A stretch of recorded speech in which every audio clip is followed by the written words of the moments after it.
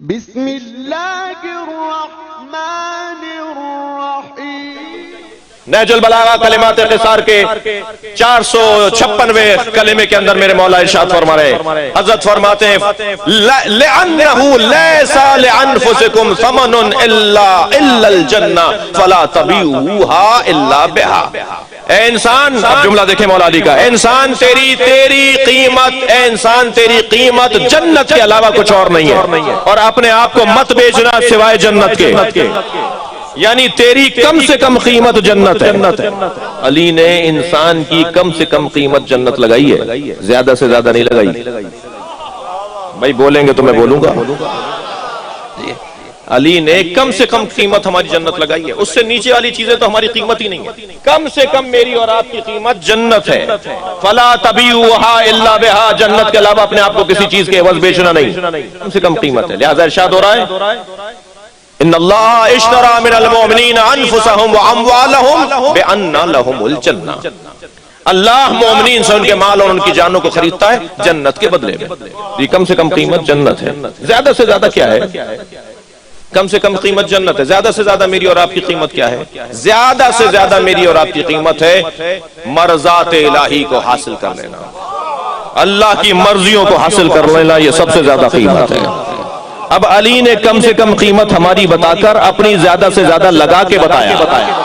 کامیاب کاروباری کون ہے جس نے اپنی قیمت زیادہ سے زیادہ لگائی ہے؟ اور وہ ہے علی۔ وَمِنَ النَّاسِ مَن يَشْتَرِي، لوگوں میں سے کچھ ہیں جو اپنے نفس کو بیچ دیتے ہیں اور اللہ کی مرضیوں کو خرید دیتے ہیں، اور اللہ تو بندوں پہ رؤوف ہے، مہربان ہے۔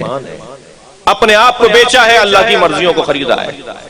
میرے مولا علی نفس پیغمبر بھی ہیں اور میرے مولا علی نفس خدا بھی ہیں۔ علی کے باب میں احتیاط کرنا، کسی کو علی کے برابر کھڑا مت کرنا، تمہیں تو کچھ نہیں ہوگا، وہ جل جائے گا۔ مولا علی نفس پیغمبر بھی ہیں اور میرے مولا علی نفس الہی بھی ہے۔ اپنا نفس بیچ دیا ہے، اب یہ نفس اللہ کا ہے نا، علی کا نفس ہی نہیں ہے۔ علی کی تو مرضیاں ہیں، علی کا وجود تو اللہ کا وجود ہے۔ بھئی میں نے ایک پلاٹ خریدا اپنا گھر بنانے کے لیے، بہت عرصے سے کرائے کے مکان میں رہ رہا تھا، اور بڑے چاؤ سے، بڑی محنت سے 1-2-4 کروڑ روپے خرچ کر کے بڑے شوق ذوق سے مکان تیار کیا، اور جیسے جیسے مکان بنتا جا رہا تھا تو ہمارے حاسدوں کو آگ لگ رہی تھی، پیسہ کہاں سے آ رہا ہے؟ ویسے بھی آپ کو معلوم ہے کہ دنیا کو دوسرے کا پیسہ اور اپنی عقل زیادہ دکھائی دیتی ہے، تو یہ پیسہ کہاں سے آ رہا ہے، کیوں آ رہا ہے؟ ارے بھائی، امام سجاد کے ماننے والے مومن کو ترقی کرتے وقت ناخوش نہیں ہوتے، خوش ہوتے ہیں۔ اگر کسی مومن کے پاس چھوٹی گاڑی سے بڑی گاڑی ہو گئی ہے، چھوٹے مکان سے بڑا مکان ہو گیا ہے، تو امام سجاد کی سیرت یہ تھی کہ جب حضرت کو معلوم ہوتا تھا کہ فلاں مومن کو اللہ نے کوئی نعمت دی ہے، تو حضرت سجدہ شکر کر کے اللہ کا شکر ادا کرتے تھے، چاہے اسے پتہ بھی نہ ہو کہ میرے مولا نے اس کی طرف سے اللہ کا شکر ادا کر دیا ہے۔ امام سجاد کے چاہنے والے دل چھوٹا کرتے ہیں کسی مومن کو ترقی میں دیکھ کر۔ میں سمجھتا ہوں ایک پیغام لیتے جائیں میرے بچے، اگر کوئی مومن ترقی کر رہا ہے، کوئی مسلمان ترقی کر رہا ہے، تو مجھے خوش ہونا چاہیے۔ مسلمان ترقی کر رہا ہے، یہ میں پریشان کیوں ہوتا ہوں؟ اس کے راستے میں روڈیں کیوں ڈالتا ہوں؟ اس کے راستے میں رکاوٹیں کیوں کھڑی کرتا ہوں؟ غور فرما رہے ہیں؟ ہم نے مکان بنایا بڑے چاؤ سے، اور جیسے جیسے مکان فنیشنگ کی طرف جا رہا تھا اور فائنل ہو رہا تھا، ادھر آگ بھڑکتی جا رہی تھی، حسد کی آگ، میری مراد ہے حسد کی آگ بھڑکتی جا رہی تھی۔ اب انہوں نے کہا صاحب یہ مکان تیار ہو، آگ تو ہم لگائیں گے اس کو، اور مکان ہمارا تیار ہو گیا، دوسرے دن ہمیں اس میں منتقل ہونا تھا، سامان ہمارا شفٹ ہو رہا تھا، اور ہم دوسرے دن چلے جاتے۔ انہوں نے بھی دیکھا کہ صاحب مکان تیار ہو گیا ہے، ادھر تیاری ہو رہی ہے آگ لگانے کی، ادھر ہم اپنے کرائے کے مکان میں سو رہے تھے کہ رات کے نصف کے پہر میں دروازے پہ دستک ہوئی، باہر جا کے دیکھا بڑی بڑی گاڑیاں کھڑی تھیں۔ کون ہے، کیا ماجرا ہے؟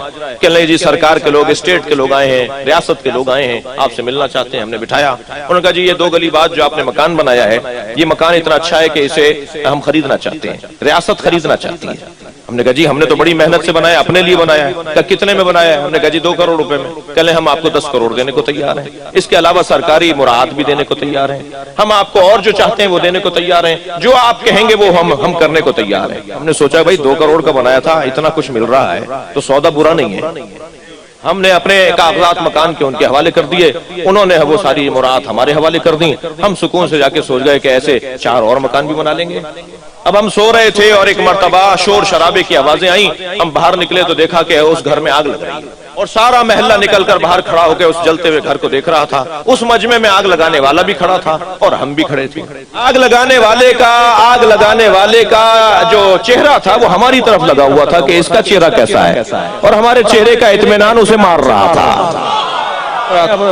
وہ مر رہا تھا یہی سوچ کے کہ یہ پریشان کیوں نہیں ہو رہا. اب اس میں ہمارا کیا قصور ہے کہ اسے پتا نہیں ہے کہ ہم نے اپنا مال بیچ دیا ہے.